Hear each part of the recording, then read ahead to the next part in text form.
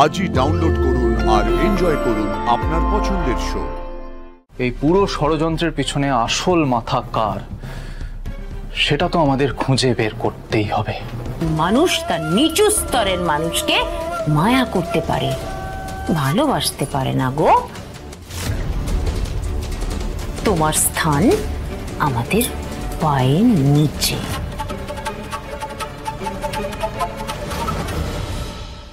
আমি জানি ছোট ম্যাডাম,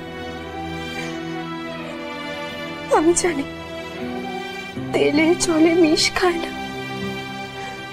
আমি এই বাড়ির শুধু একজন কাজের মেয়ে, তাছাড়া আমার কোনো যোগ্যতা নেই।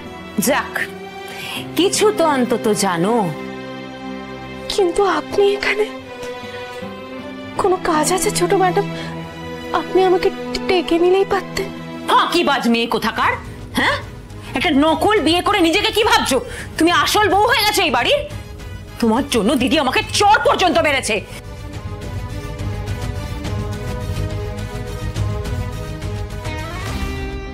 কি সাহস ভাবো তোমার ছেলের দিকে নজর দেয়?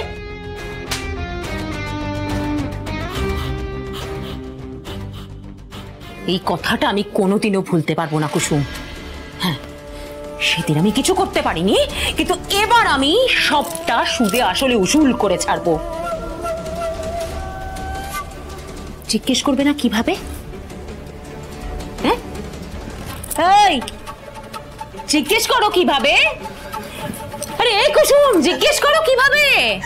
কি আশ্চর্য, জিজ্ঞেস করো, মুখে কুলু পেটেছো কেন? জিজ্ঞেস করো কিভাবে। যে ভাবে যেদিন তোমাকে আর তোমার বাবাকে এই বাড়ি থেকে বের করে দিতে পারবো, সেই দিন হবে আমার চরের বদলা,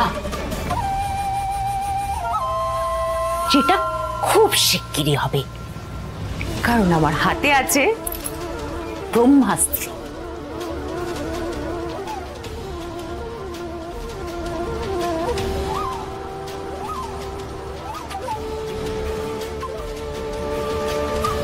এটা আমি খুব তাড়াতাড়ি দিদিকে দেখাবো, আর ভিডিও দেখে দিদি তোমাকে জাস্ট কাপ ধাক্কা দিয়ে বাড়ি থেকে বের করে দেবে। না ছোট ম্যাডাম, না ছোট ম্যাডাম, আপনি দয়া করে দেবীমাকে বলবেন না ছোট ম্যাডাম, দয়া করে বলবেন না। বাবা, কুসুম সরকারের গলায় এত নরম সুর, কি ব্যাপার গো?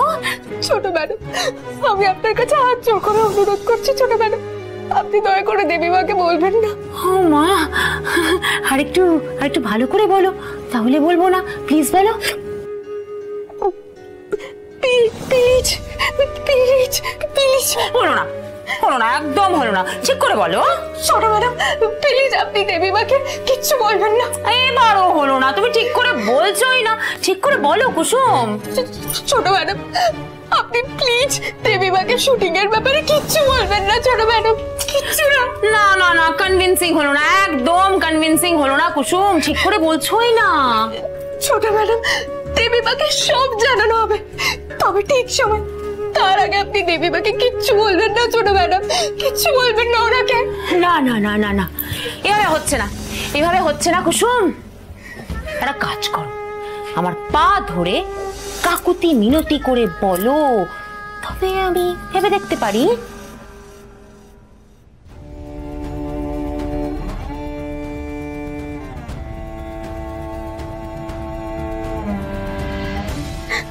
ছোট ম্যাডাম, ছোট ম্যাডাম, আমি আপনার কাছে অনুরোধ করছি, আপনি দেবীমাকে কিচ্ছু বলবেন না ছোট ম্যাডাম, উনি কষ্ট পাবেন। সেটা তো ব্র্যান্ড অ্যাম্বাসেডর হওয়ার আগে ভাবা উচিত ছিল কুসুম। এখন তো আর কিছু করার নেই। এখন আমার পা ধরে কাকুতি মিনতি করলে তবে যদি আমি করি। একটা কাজ করো, তুমি আমার পাটা ভালো করে টিপো, তারপরে আমি ভেবে দেখবো।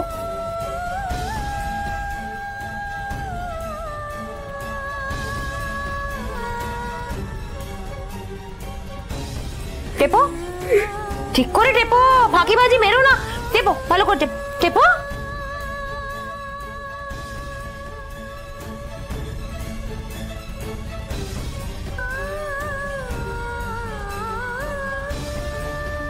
দেবলীন আমাকে ঠিক বলেছিল, এই ভিডিওটা আমাদের ব্রহ্মাস্ত্র। এটা দেখিয়ে আমি কুসুম আর আয়ুষকে নিজের ইশারায় নাচাতে পারবো।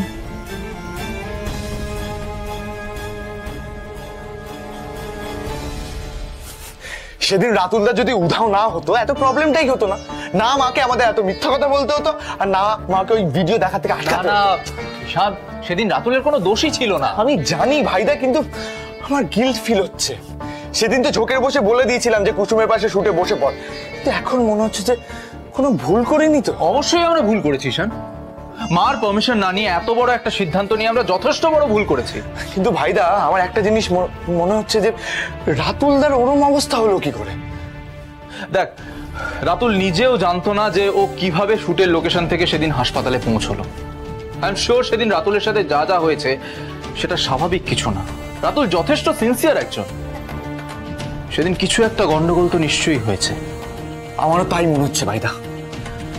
আমি কুসুম আর রাতুলকে কথা দিয়েছি যে সেদিন যে বা যারাই পুরো বিষয়টার পিছনে ছিল তাদের আমরা খুঁজে বের করবই। আমি তোর কথা মানছি ভাইদা, কিন্তু প্রবলেমটা ক্রিয়েট করবে কি? আমরা তো ওখানে মোটামুটি সবাইকেই চিনতাম, আর ক্রিউ মেম্বারদের তো আমরাই হায়ার করেছি। হ্যাঁ, হতেই পারে আমাদের কোনো কম্পিটিটর ক্রিউ মেম্বার হিসেবে ওখানে ঢুকে পড়েছিল, যে চাইছিল না যে সেদিন আমাদের শুটটা হোক, ফলত আমাদের মা বাবার নাম খারাপ হোক, তাই জন্যই পুরো বিষয়টা করেছে। হ্যাঁ হ্যাঁ হ্যাঁ, ঠিক ঠিক ঠিক, এটা হতে পারে। আমরা তো সবার ব্যাকগ্রাউন্ড জানি না কিন্তু পার্সোনালি। এবার জানতে হবে ঈশান। আমাদের প্রোডাকশন কোম্পানিকে তুই ফোন কর, ফোন করে বল যে সেদিন সেটে যারা যারা কাজ করেছিল তাদের প্রত্যেকের ডিটেলস জোগাড় করতে, আমাদের প্রত্যেকের ব্যাকগ্রাউন্ড চেক করতে হবে। ওকে ওকে ভাইদা। এই পুরো ষড়যন্ত্রের পিছনে আসল মাথা কার সেটা তো আমাদের খুঁজে বের করতেই হবে।